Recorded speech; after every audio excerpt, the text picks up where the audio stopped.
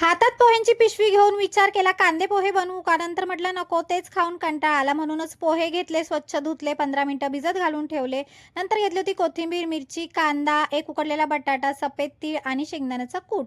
त्यानंतर सगळं एका बाउलमध्ये मी काढून घेतलं होतं. पोहे आणि जे साहित्य दाखवलं होतं ते, त्याचबरोबर त्याच्यामध्ये घातला होता 1 चमचा मी चाट मसाला, 1 चमचा हळद घातली होती, 1 चमचा लाल तिखट आणि 1 चमचा धनेपूड घातली होती. त्यानंतर चवीनुसार मीठ घातलं होतं आणि सगळं असं मस्त मिक्स करून घेत होती आणि साईडला ठेवून दिलं होतं. नंतर हे घ्यायचे 3 चमचे तांदळाचं पीठ, अशी स्लरी बनवायची आहे.